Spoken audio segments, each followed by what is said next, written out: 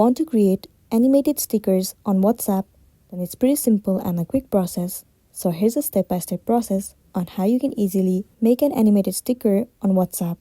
Start by heading over to the application WhatsApp.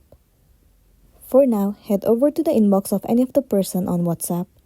Once you're in the inbox, tap on the sticker icon right here. This interface will pop up. You need to tap on this icon at the bottom left corner of the screen. You can see the option of Create. Click on it. It will open up the gallery.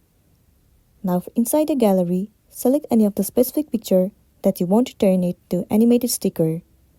Once you have selected, it will automatically cut out the sticker and make it animated. If you want to send it to this person, then simply click on Send at the bottom right corner of the screen.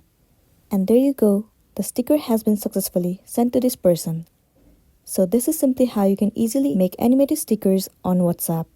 If it was helpful, give it a like and check out our next tutorial. Thank you.